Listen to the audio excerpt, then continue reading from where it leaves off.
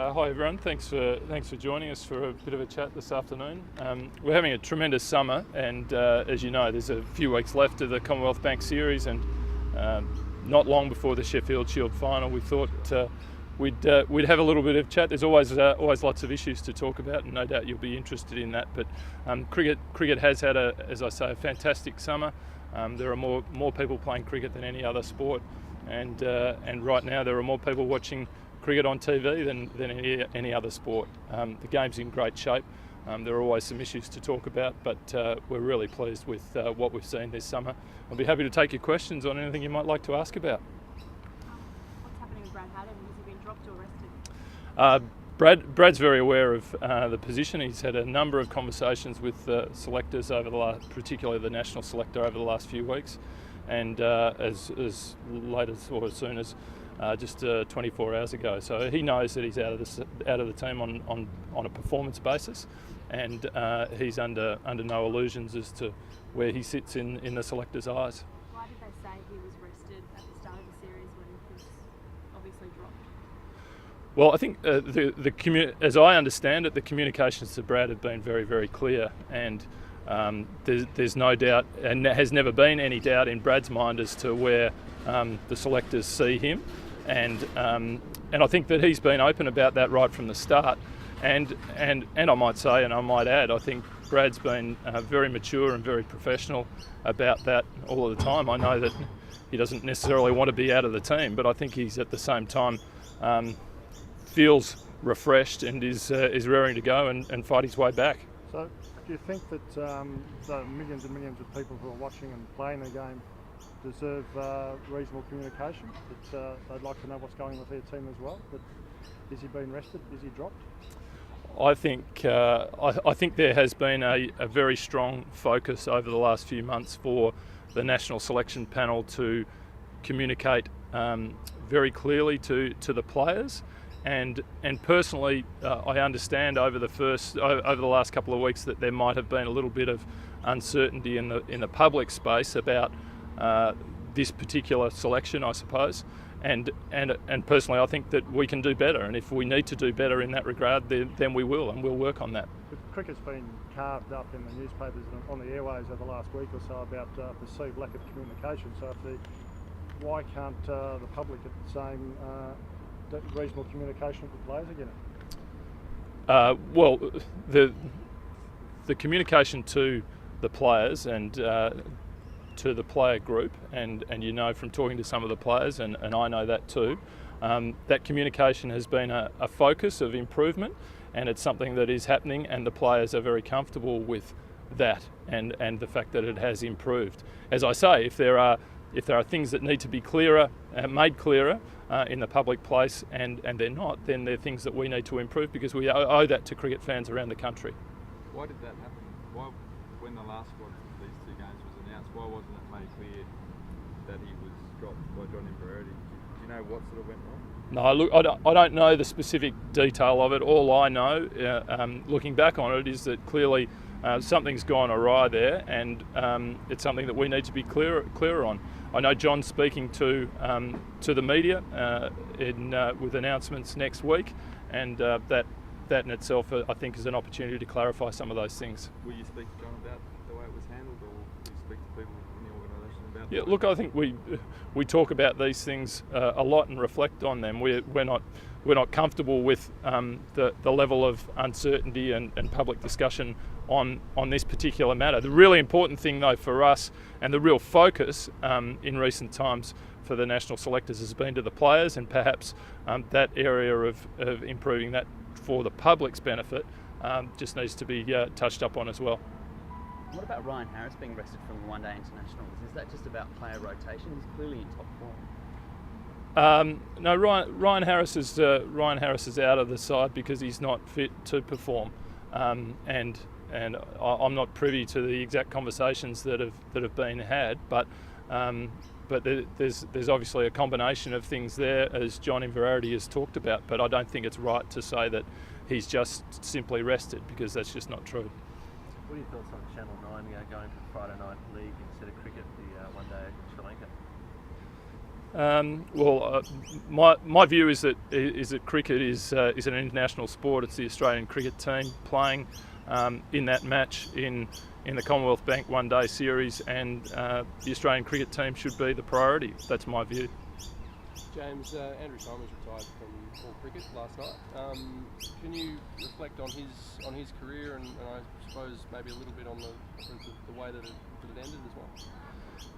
Look, I think Andrew was an absolutely fantastic cricketer. I can't think of a more exciting cricketer that's played for Australia in the last, well, certainly in my time as chief executive. He was an absolutely fantastic player to watch, and I think back to that innings he played in the World Cup in 2003 when Shane Warne wasn't available, and he stepped up in that first game and made 150 against Pakistan. And it was really, for him, that was the time where he really stood up as an international player. He was a fantastic international cricketer. He was a guy that everyone loved playing with, and I wish him well with what he's got ahead of him with a child due in the not too distant future. In hindsight, is there anything Cricket Australia might have done differently around, I suppose, the way that his career started to unravel in the international field? Oh, look, I don't think so. I think that there were a whole lot of circumstances there, and I don't think it's the time to really look back on that. I think it's more significant is the fact that Andrew's announced his retirement from all cricket, and he was an absolutely brilliant player, and really there's not often that you have a player who people all over the world want to go and watch, and who's their favourite player. I've seen some of the comments on websites around the place saying, Indian people or Pakistani cricket fans saying Andrew Symonds was my favourite player, and that's the sort of player he was. He was an electric player, and I loved him. My kids loved watching Andrew Symonds, and when he was playing for Australia, he was clearly their favourite player. What are your thoughts on Ricky leading the team out today?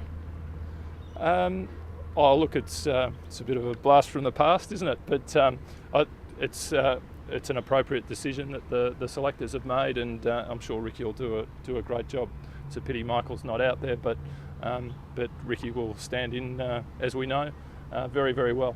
We've seen a lot of the short-term changes, recommendations from the Argus review already implemented. What's the next phase now, looking at some of the longer-term goals that they recommended? Well, I think a lot of the more longer-term things are about improving processes and systems, and the coordination between Cricket Australia and state associations, and I guess our high-performance pathways. And I think there's some really positive things that are happening there, and the level of collaboration between states and Cricket Australia is as high as I've seen it in my time at Cricket Australia. And but that's a first step along the way. This is a journey. It's not something that you can just say, well, we've fixed that. It's an ongoing thing, and it's something that everyone's working very hard on. And during the course of the off season, it's something that will be something of even greater emphasis. So, James, given the revelations in the Telegraph this week that Martin Taylor has come out in support of, told the New South Wales board that he was in support of an independent commission. Are you confident that Cricket Australia will get an independent commission at the end of the Crawford Carter report process? Look, I'm not.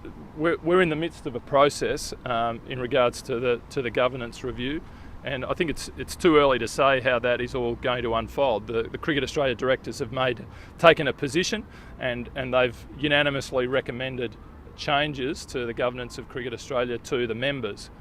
We've now just in the last day or so received feedback from state associations as to their comments, and the board of Cricket Australia will now consider those comments and have further discussion on it in a week or so's time.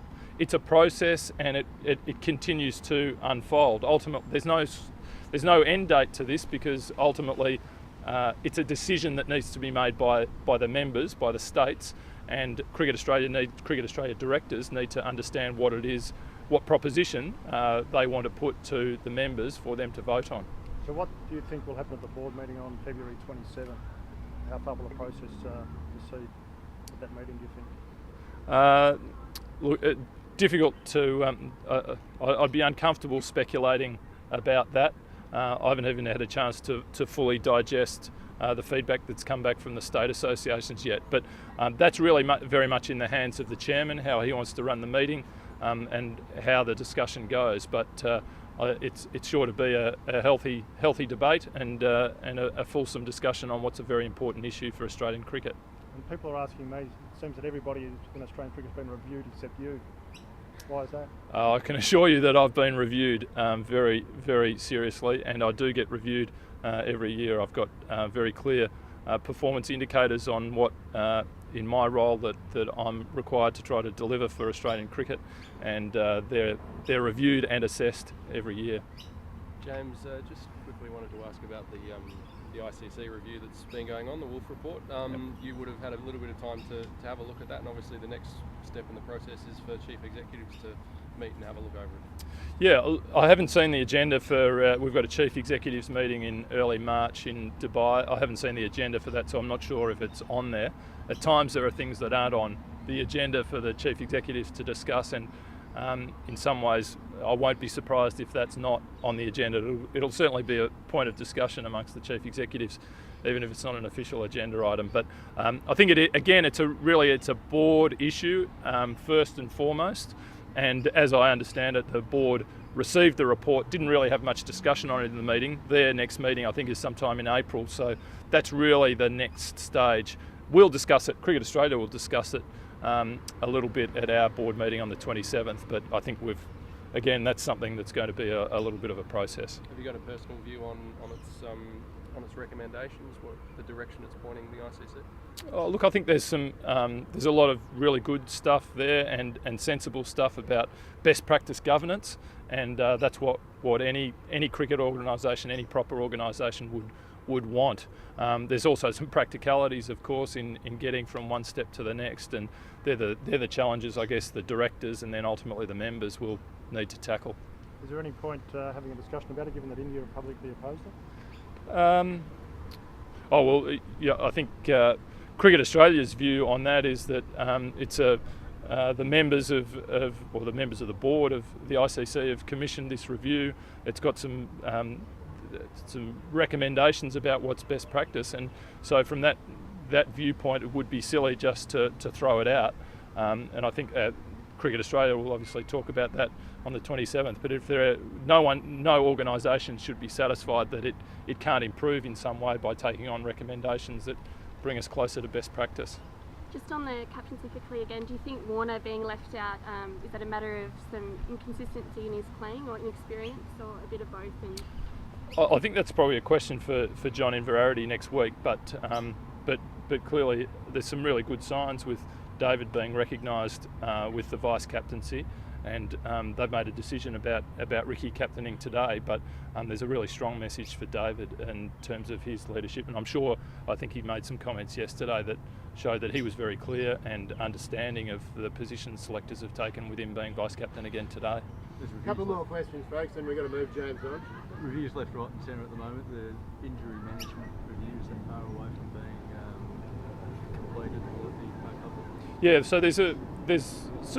it's an important issue, and no sporting organisation should ever be content about the injuries that are in place, and certainly we're no different. We want to see less injuries amongst our cricketers, and there's a duty of care there first and foremost before you even get into a performance sense. So we're just digesting some of that information and picking up a few more things that we believe can to really understand that, talk to the experts, and hopefully in the next couple of weeks we'll be in a position to talk a little bit more about that. So it's out in the open, and some facts are laid out on the table. Okay, one last question, Rose. Just clarifying, so your stance on the Brad Haddin resting drop issue is it's unacceptable for selectors to mislead the public? Is that your stance? I'm just trying to... No. Well, they're certainly not my words, but what I'm saying is that if there is a misunderstanding there, then we need to look at ways in which we can improve that to minimise the likelihood of any such understanding, and that's certainly something we'll be looking at internally to improve that.